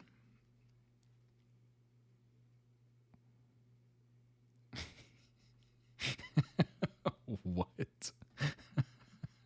Look at the title on this. We always check out at least one stellar review, one kind of middle of the road, and one kind of like, ugh. You know, kind of review to give us a full picture. This one is 9.5 overall. Okay, so that's pretty amazing. And the title is The Most Disgusting and Despicable Main Lead in the History of BL. This is hard to write, and I'm sure I will not find the right words, even in my native language. What begins as a cat-and-mouse game between the leads spirals out of control quite fast and is very hard to watch. It's hard because the president, quote-unquote, is really an awful human being for several reasons. But he does care for his love in a very twisted way. His trauma to be left alone made him do unspeakable things in the name of love, so that his partner can't ever escape. But as also in real life, most lies will come out and crash down on the president. When he nearly lost everything, including his love, the director, he acknowledges his faults, his errors, tries to redeem himself. Mr. Director has its own baggage, an orphan who was taken in, an orphan who made himself as small as possible to not stand out because his early life served as a lesson to survive. In the end, they can't escape each other regardless of all the pain they endured. Production quality is top-notch. Only the lip syncing could have been better. Well, I mean, yeah. But besides that, there's nothing to complain about. Both actors did an incredible job with such heavy roles. Can't recommend this series to anyone with mental health issues at all. It's taxing to watch. They made it feel so real that it really hurts. This series is not fluffy to begin with, and it's outside of the norm of other BLs. It's not really toxic in the normal way. It's not cringe. It just feels awful most of the time. By the way, this is a 9.5 review out of 10. Overall, the series, which breaks the law of normal BL series, but still with a happy end. That's a 9. Did they? I guess they're just really taken aback by how brutal it is. But yeah, literally 9.5. Rewatch value, 9. Dark, addictive, masterpiece level Chinese BL. All right, let's find some like middle of the road. Middle of the road. Let's see if we can find one. Well, kind of hard at first. 7, is that kind of middle of the road? 5. Well, there you go. Ooh. Rewatch value. Okay. Not every series needs a happy ending. I have said this. I have said this before. Not every series needs a happy ending. It's okay to land on a negative. We don't have to Disneyfy everything. This would have been way better if they continued living their life apart from each other. This is another series that did not need a happy ending. Fan ruined his life. Wait, what?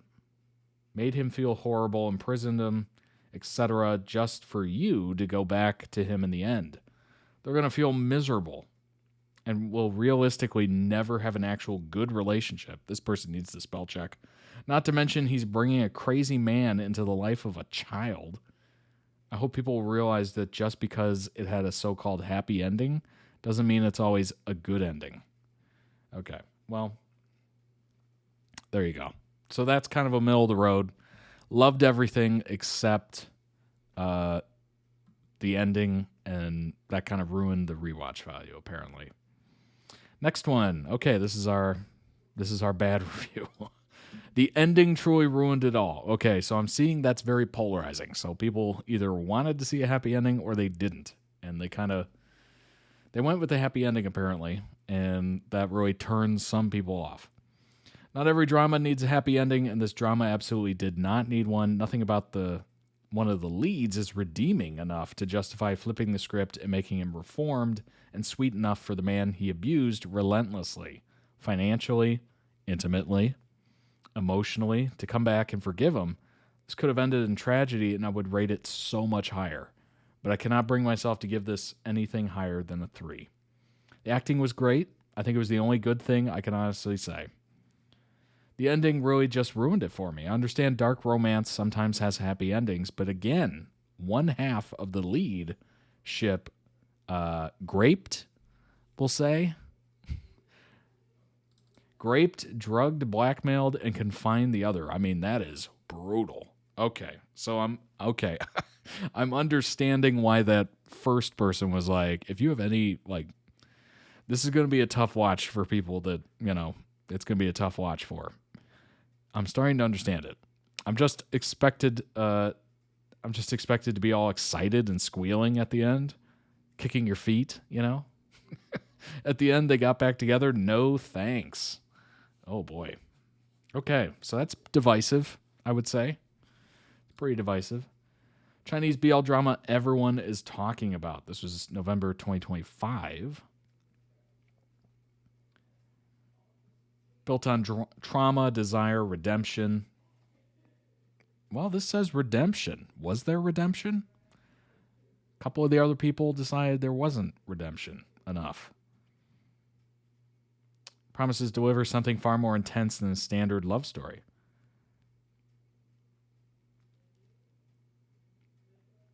What starts as a calculated move slowly Whoa. What just happened? It just sent me to the bottom of the page. Whoa. That was weird. Slowly transforms into a complicated emotional journey neither man was prepared for. Their connection grows amid fear, attraction, internal conflict, making each episode a blend of tension and vulnerability. How many episodes? There's only 15. Okay.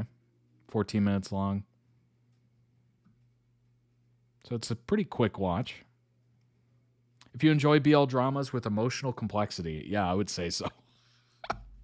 Just reading some of those reviews, I would say it's pretty complex. Pretty complex. Rather than the lighthearted romance, To My Shore is a must-watch. Chemistry between the leads, the psychological tension, the exploration of trauma, healing create a story that stays with you. Many fans consider it one of the most promising BL releases of the year. Interesting. Well, kind of story that lingers long after the final episode. Yeah, well, fortunately for some people, it lingers in a negative way. To My Shore, this was written 5 months ago. A deeper understanding Reddit post. Show is so heartbreaking, incredibly heartbreaking. One of, if not the most heartbreaking examples of obsession, manipulation, and true love mixed together that I've ever seen. I want to cry for both of them. FX was going through his hellish life and wanted to mess with or tear down someone else, as he always does, and ended up falling for him instead. And since he doesn't know how to love someone or believe someone ever could love him, he becomes obsessed and breaks YSL, the only person he ever truly loved and loved him. They really took their time to show breaking YSL down to nothing by the one who I truly believe loves him, which is so painful to watch. FX has become twisted because of his family, and that skewed his worldview and people. Kind of sounds like 50 Shades, doesn't it? Something weird with that mother. Some people build walls around them and don't hurt others, only themselves, but FX became like fire to protect himself. Some people can fight their way out of that mindset, but he couldn't see or feel anything but contempt for those who assumed he was lying, pretending to be good people. Boy, that's tragic. When you look at other people who are nice or happy, and you're just like, oh, they're just joking. They're lying. They're not that way. Oh, man. Woo-wee. So much so he accepted his life, this life of pain, and only accepted his fate of going to hell. He feels like everyone is lying and faking like him. Completely understand that mindset, and while I don't take that fire path, I can understand how easy it is to go down it. Yeah, if things are just one after the other, like terrible, terrible, terrible, terrible, it's understandable that you would start to take kind of a sour mood, sour approach to life. It's like when YSL told FX about when he was a kid and almost drowned because of another kid pulling him down. It was foreshadowing, maybe knowing that FX later subconsciously thought YSL could save him from drowning, but he ended up doing the same thing that kid did. But with his wall of fire burning away everything he touched, YSL didn't know he walked into a burning building. Just looking at his actions, he's the biggest black flag of all. But he's not a psychopath. Psychopaths can't feel anything and don't know what wrong they do. Don't care. Can't learn those feelings no matter how much they try. FX is way more complex than this initial appearance and actions. Oh my gosh. Unfortunately, the damage was catastrophic and the expense of YSL, who could have saved FX if not for the fire that surrounded falsely protecting FX, and instead, it not only blocked FX from breaking away from the fire himself, it's painfully destroying YSL to his core. FX didn't understand this at first, and when he starts to realize it, he knows he doesn't want to destroy YSL. But at that point, he didn't know how to save himself. While attempting to help rebuild YSL, who he knows he is slowly killing, but fire cannot rebuild anything. He knows this at this point, but still can't bearing to let go of the one person he loves. A fire-obsessed love is the most destructive. The show is amazing. This is just my interpretation. Top comment said, the last time a show made me think this hard when I was watching was Interview with the Vampire. Hey, shout out. Shout out to Interview with the Vampire. The way this is such a good comparison. Oh my God. I was thinking the exact same thing. The movie or the show. I love the shows that are layered and have complex characters. BLs can just be as good as other shows with complexities. I'm so glad that they're adapting the strong ones. Interview with the Vampire, the show is extremely good and has a gray, black, and red flags, very similar dynamic as to My Shore. You articulated pretty much everything that I was thinking about the show. Parallels of similar childhood traumas, turning them into such different adults. Makes you think about nature versus nurture, but how meeting your match and falling in love can eventually challenge you to change for the better.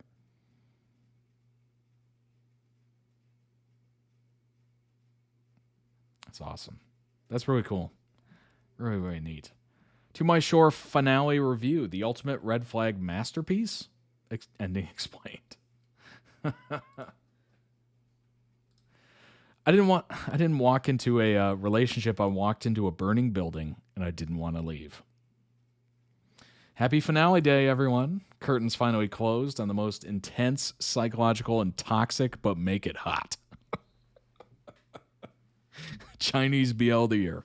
To My Shore, based on the infamous novel Four-Faced Buddha. Show hasn't been just a drama. It's been an emotional marathon. If your brain feels like it's been going through a blender, don't worry, mine does too. Why is it called Four-Faced Buddha? Title refers to the from Four-Faced Buddha in Thailand. Okay. I probably butchered the heck out of that. I'm sorry. Symbolism, the Buddha has four faces looking in four directions. Fan is a man of many faces. The polite gentleman, the greedy businessman, the lustful lover, and the lonely child. Karmic debt. The story explores the idea that every action has a karmic price. To get the love he wanted, he had to lose everything. But do you know we have an interesting connection between To My Shore's Fan and the Monkey King? Let me tell you the story of the Monkey King and how it represents Fan's character before we dive deep. All right, let's see it. In ancient Chinese classic literature, the Monkey King is depicted as a demon, emotionally immature, arrogant, and insanely powerful, driven by impulse, clever enough to trick the god themselves. Sounds familiar, right? That's Fan. He's the Monkey King or demon. And who stops the Monkey King from destroying everything? The Buddha. The Buddha challenges the Monkey King to leap out of his palm, but he couldn't. This act tames the Monkey King, making him turn over a new leaf. This mirrors Fan's progress. Just like the Monkey King, Fan challenges his Buddha, but eventually cannot escape. He is literally trapped by Buddhist imageries. And that Buddha figure is Yu Shu Lang. The original novel's title points to Yu Shu Lang like the Buddha is the only good person in the fallen world. He always makes the moral choices. He sacrifices himself to save a intimacy worker, if you will. One of the defining traits of Buddha is this: he sees through desire. In Buddhism, desire is what traps us in suffering, preventing us from gaining enlightenment. When Yu says this, lust blinds judgment. It's all self-deception. It is not about romance. It's about a Buddhist philosophy. There's a dual journey going on here. Fan's journey about becoming human, and Yu's journey about becoming Buddha, about letting go of attachments. All the tricks Fan used to manipulate have to do with Yu's earthly attachments to his brother, his professor, the intimacy worker. This signals that Yu is the Buddha in training, should let go of his attachments because they bring him sufferings. The cast. Who made us suffer? Starting off with Fan. Go figure. Heir to the Thai conglomerate, he is the king of red flags. Manipulative, insecure, wealthy enough to ruin lives just for fun. Just for funsies. The series is... Imagine having that much free time where you could ruin people's lives for fun. Like, what? Who's got that amount of free time? Obviously, someone who's extremely wealthy. The series is the debut for Yoon Shi, maybe? And his stomach black expressions, hauntingly perfect. Yu, senior pharma exec, human sobriety, rational, stable, and kind. Seeing him get dragged into Fan's darkness was painful, yet beautiful.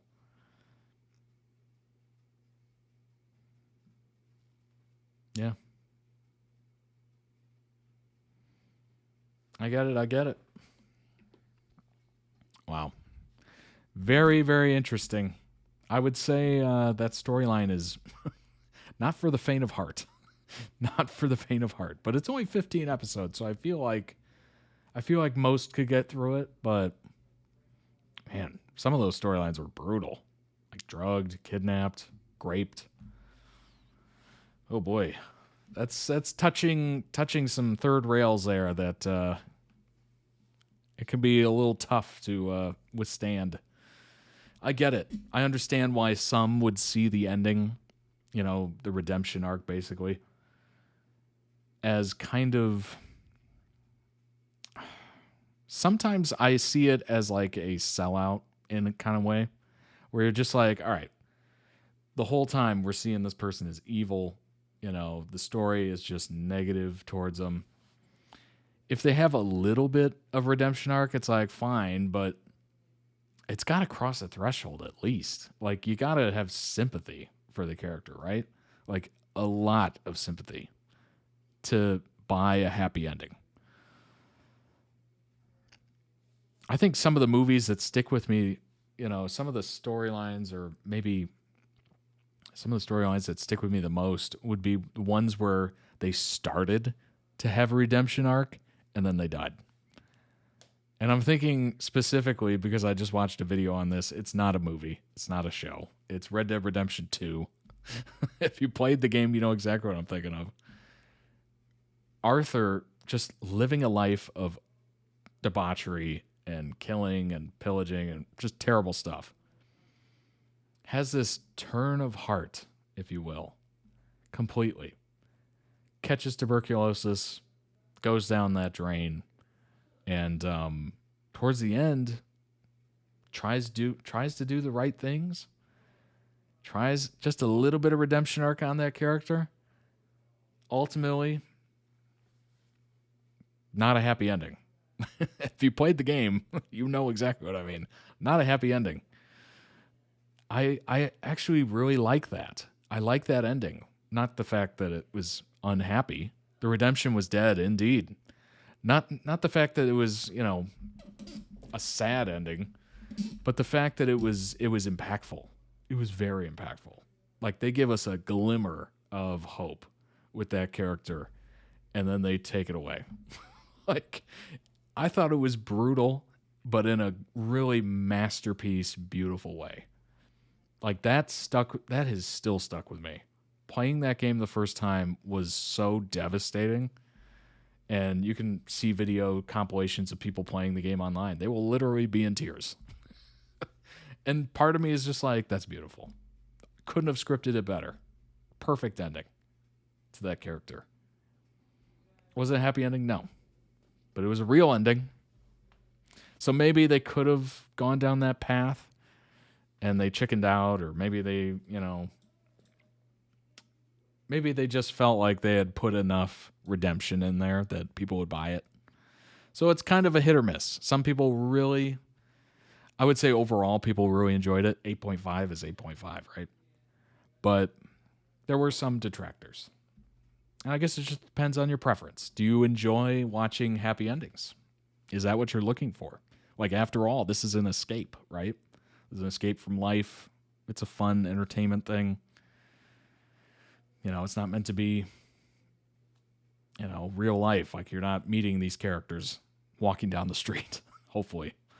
But, yeah, I guess it just depends what you're looking for. Some people only want to see happy stuff, you know?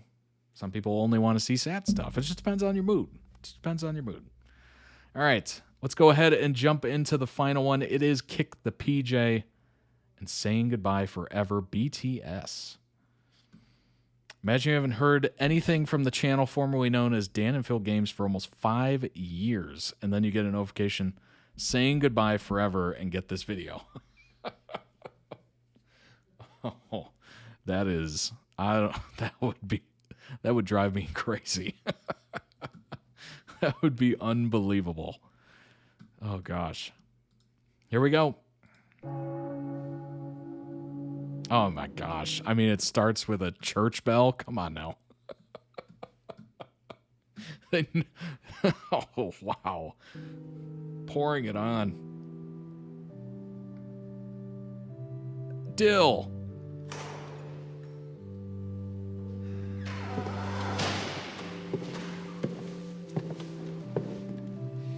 I combined the video with PJ's. Gotcha. So this is it. We're finally calling it. No more hiatus. Just dead.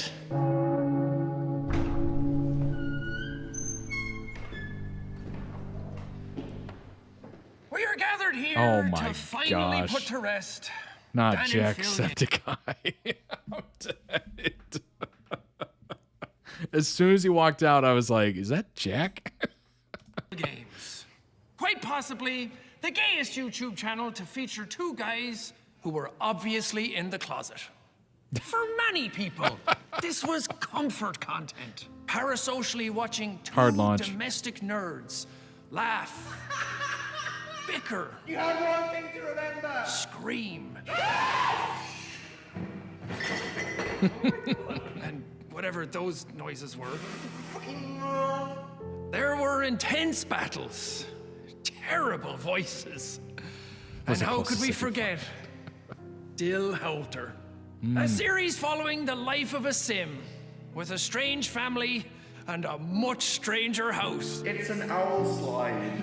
I am gonna miss owl it. We had fun.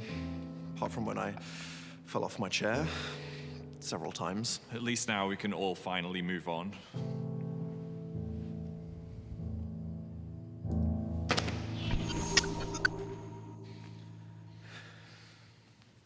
Cool. What was that? No. Jesus Christ!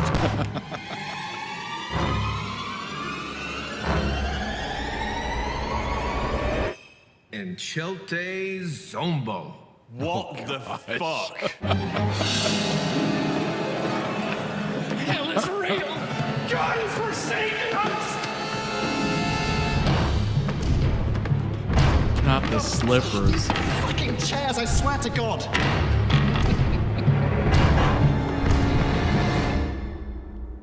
Daddies. Oh, God.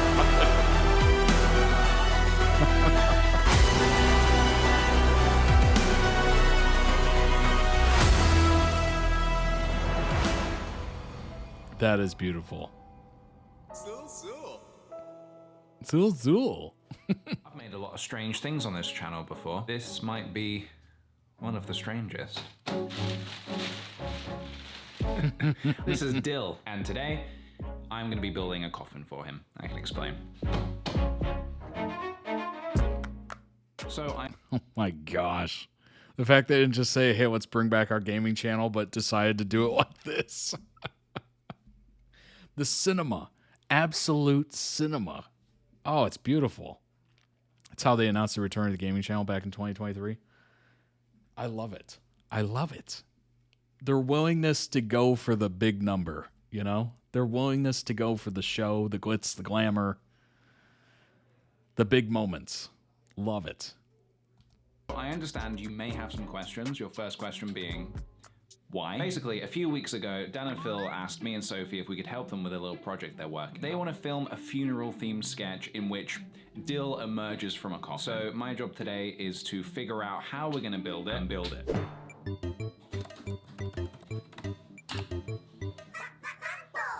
So like any project, the very first thing I do is get down a very rough design and some very vague dimensions. How to build Then a we used coffin. Sophie to get a closer idea of the size of our coffin, which was not weird in the slightest. So using some pretty unheard of, unorthodox methods, we have some rough dimensions for our coffin. Let's go, coffin floppers. With my notes in hand, I hit at my local hardware store to get some supplies. It really got me thinking, I wonder how many people have made their own coffins using MDF. Could I be the first? Right. This is the wood for the lid of the coffin right here. It all just fits in the car. Which means the build can properly commence. You know the drill. No pun intended. Actually, big pun intended. To build your bespoke sim coffin, you will need the following: clamps, screws, a saw, anything else? And that's it. I mean, let's not kid ourselves here. It's a box. It's a box that goes in the ground to be forgotten about for eternity. Let's not think about that.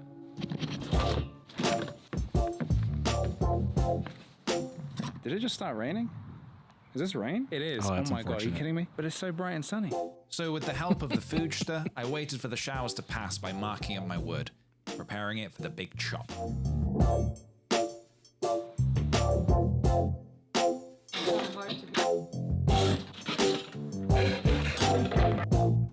So I've cut down all of my panels for the coffin. So we're gonna try attaching them with brackets. I have an idea in my head of how this is gonna work.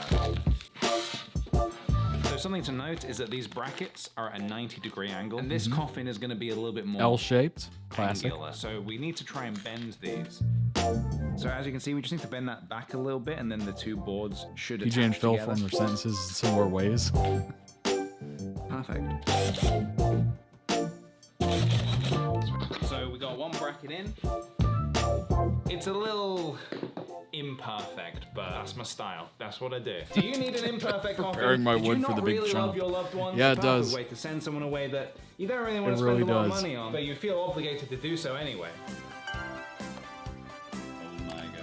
Oh my god. So far, so good.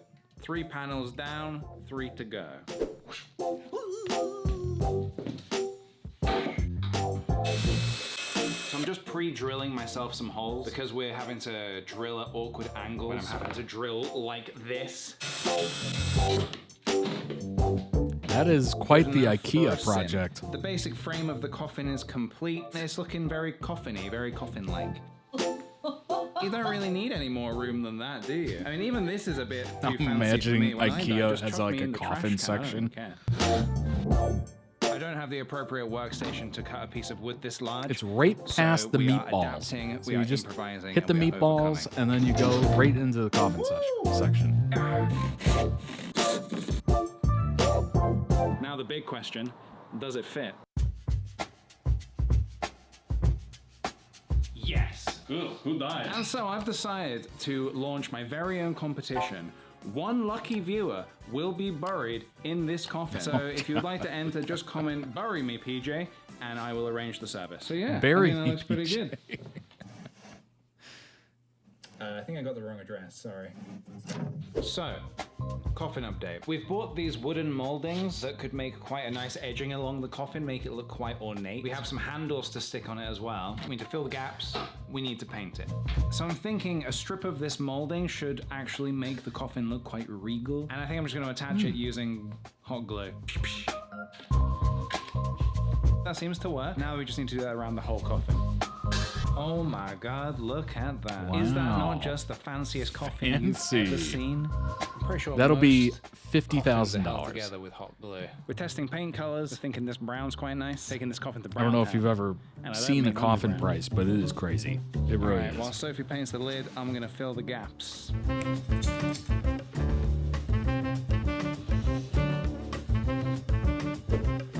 Oh, I think I've misunderstood. They said bring crisps to the picnic, not bring crypts. Oh no! Ah, wow, look at that. Holy shit. Well, hot dog, look at that. Quite weird to be painting your own coffin, you know? I've never really thought about that before. That is weird. Perfectly weird. What a lovely evening to build a coffin. The coffin is now dry. You never know what your neighbors are doing in their house. You never know what they're getting up to. That is a fact. And take a look at that. That wood grain paint effect. Ooh, so unintentionally beautiful. Final thing to do is to put some handles on this. We got these Georgian drop handles. These were the most coffin-like things we could find. Sorry if you have these on your kitchen cupboards. Oh, jeez. We're gonna need a bigger haul.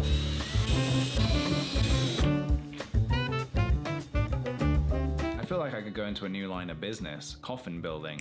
You need a coffin built? Hit me up. It looks exactly like how it's supposed to look, which is always amazing. So the final thing is resume to get into must the be a band, and fascinating tomorrow is the read. shoot day, so we can see this bad boy in action. And believe me, there is gonna be some action. Just imagine like the website portfolio. Just a picture of a coffin. It's nice for Phil to have his like individual. This is Phil's moment. His action moment. His action moment. My action moment. We've got Sean stumbling in. Yeah. That's good as well. And then it's like, who is this character? And then we get to see, oh my fucking god, that's Jacksepticeye. What's going on? Yeah. What a great storyboard. I'm just filming behind the scenes while you're Okay, thank talking. you. It was quite natural until you noticed. Yeah. Wow, I just didn't just this giant phone with your face. Push yourself. A giant phone in front of his face. Here's your bed. No, I'm gonna be on the one I am the storyboard. Yes. We'll block it out and find another route, but Yep. that's the essence of what we're doing anyway. Excellent. Throughout the day, we got lots of behind-the-scenes snippets of the shoot itself, so please enjoy this little sneaky behind-the-scenes footage. Don't mind us, just a Tuesday in Brighton. Don't help, just film. Completed and owned. KickThePJ corpse removal. It is a service we provide. I'm already filming it, Phil. Oh, sorry. You content hog. I see you. Look at that 1,000-year-old organ. It's 1,000 years old. That's old. I thought there'd be a family of spiders living in him, but.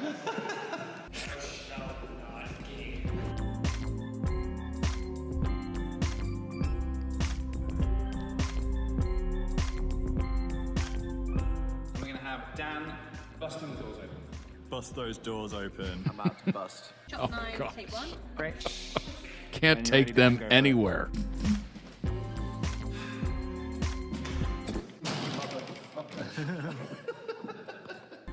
Let's just do a really crazy one. Just fucking throw the doors open. Ow. And it was so perfect as well.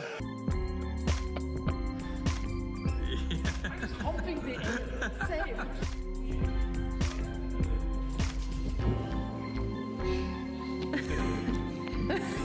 There we go.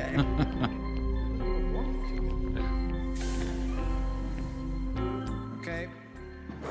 Wafting. Clip. Settle. Action.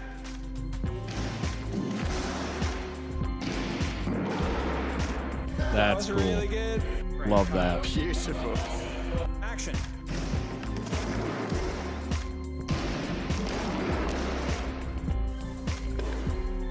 Action. Jesus Christ! Jesus! I feel like I've heard Jack say that a couple times. Christ on a bike. Christ on a bike! Holy Mary, Mother of God! Great Scott!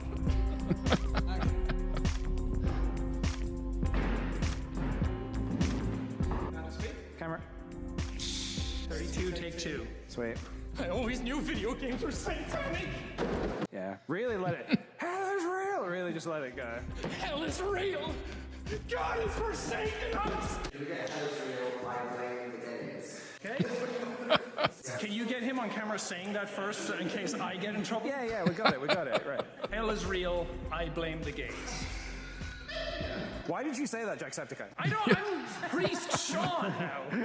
Actually, that's worse. Hell is real, I blame the gays. That's so funny. Scene Oh my 24, gosh. take 2. Mother of God.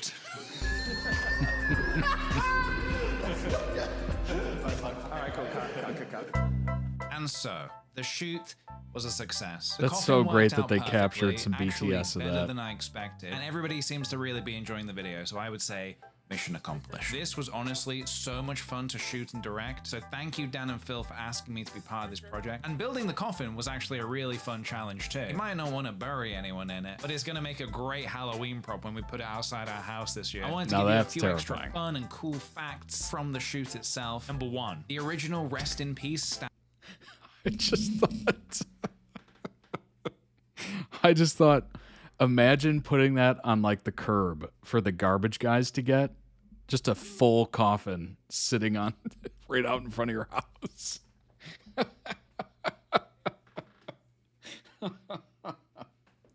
Oh my gosh. sign that I made. You want to It freak totally out had a your typo on it. It said garbage the word people. hiatus, and we didn't clock it until on the day after we'd filmed it. So Sophie went out, printed another one on the same day, and we got the shot. Yeah, that's my bad. Number 2, whilst I was not in the Dill costume myself, I am the voice of Dill right at the end. We needed him saying daddies, so I did my best Sim impression.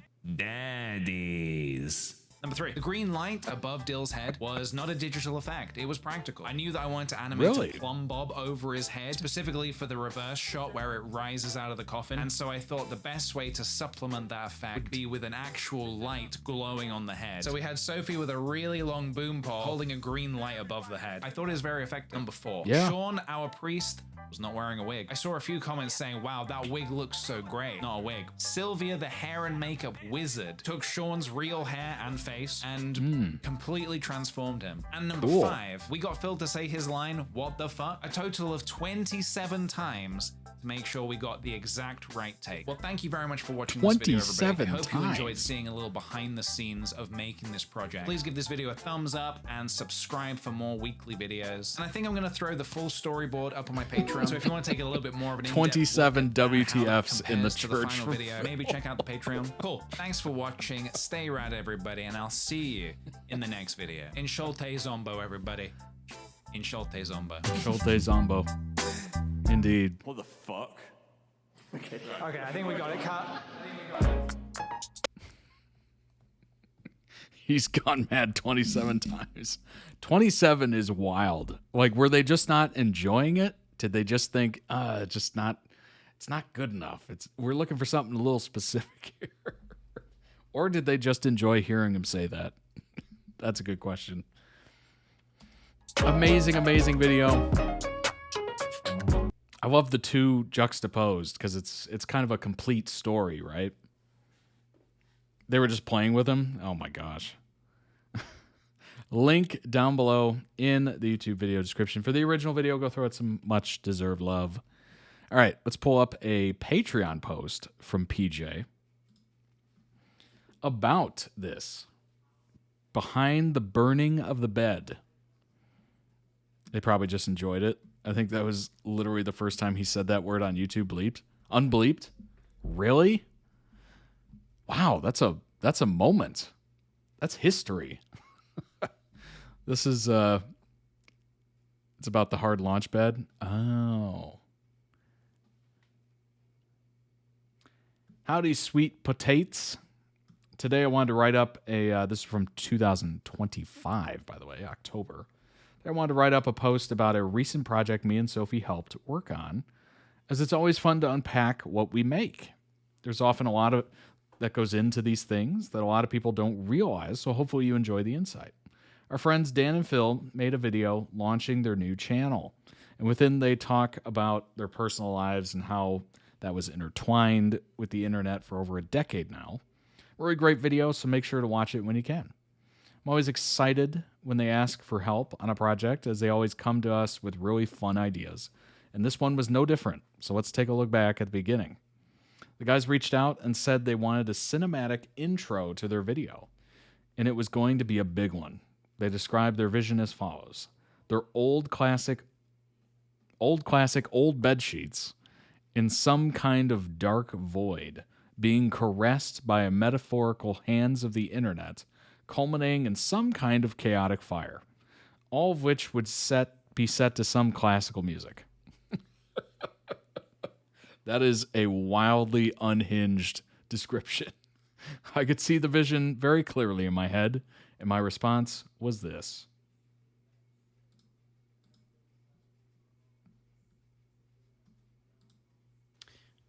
No pressure to use this song, but I'm trying to see the video in my head.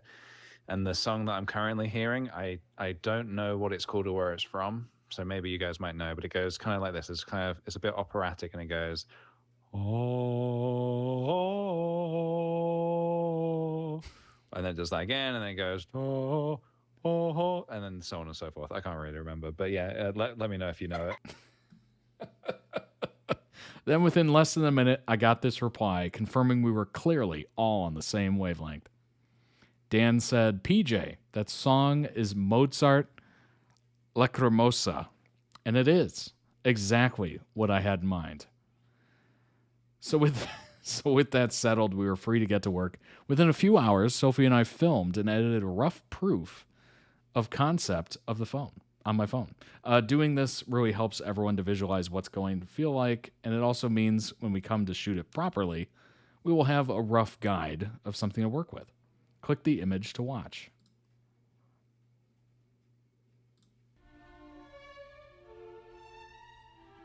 Nice.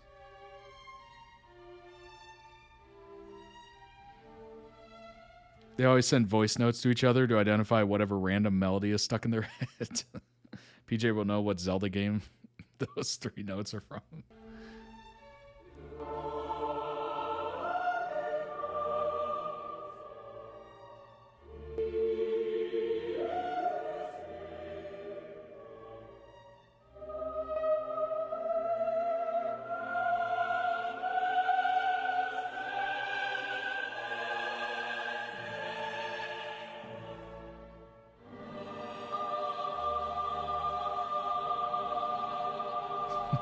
Sheets on actual fire in this shot. Love that he was involved in such an important video of theirs. Yeah. Ripped burnt sheets, smoke coming through the rips, feathers floating in the air, falling slowly. Subtle CGI fire embers. There you go. Phil had some custom bed sheets printed and sent to us. And then the night of the shoot was upon us. The initial plan was to film the first and last shot in the actual bedroom. And then all the hands would be filmed outside in tight shots. Then we could match the footage up to look like it was all done in the same place. The reason for this was because we'd be using real fire. Obviously, you don't want to do that inside. And I wasn't super keen on the idea of lighting my bedroom on fire, so that had to be done outside. I wanted to use my glide track to get a nice smooth push in and pull out shot at the beginning and the end, so I tested that and was pretty pleased with the results. Here's a short video of the very simple setup I was using here. A glide track, one light, a smoke machine, and some black fabric. So there's the setup, and there's the final shot. Beautiful.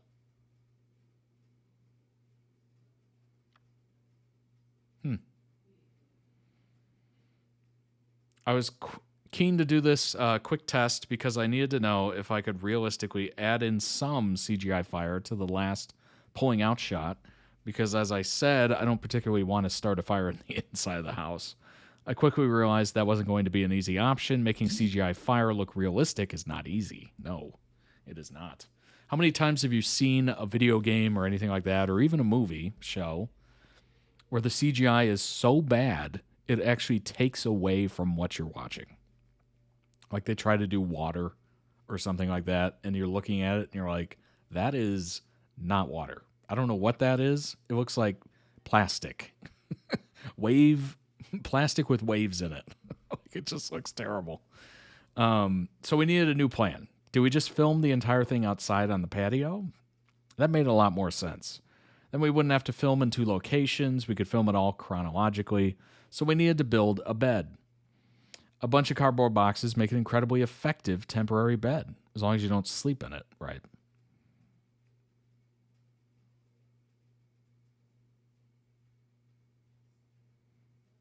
There you go. That looks like a bed to me. Not a comfortable one, but a bed. A beach where it's so obvious it's a green screen? Yeah, exactly. Exactly. I've cut together some clips I took of us setting up and filming, including some prime Fuji content. As she always wants to know what we're doing, she hung around for most of the shoot, and then when it came to doing the fire-related stuff, we locked her inside, of course. We've never really worked with fire before, so we were overly cautious to make sure nothing went wrong. Just look at the subtle glow around the flame. That's a black mist filter on a 1.4 aperture lens doing that, and it's beautiful. So it is extremely close-up lens. Black mist filter. I've never heard of that. That's interesting.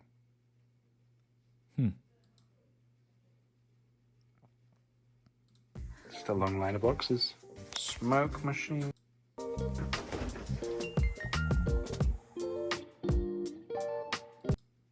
ready to shoot. Safety hose. It's dangerous, but it is controlled because we have plans. We know how to put the fire out. We've got a plan. We're going to act quickly. As Davina McCall once said.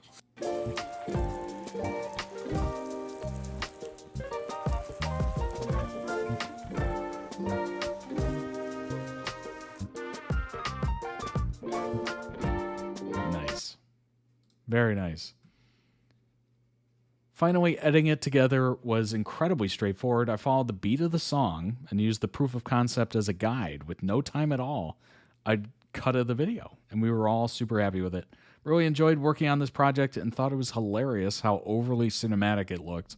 But that was the assignment, and we followed it. 10 out of 10, would burn again.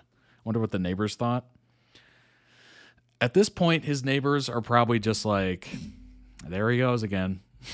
He's doing another thing. Who knows what these are, but, he's doing it again. Oh, my gosh. Yeah, that is a real fire. That is a legitimate fire.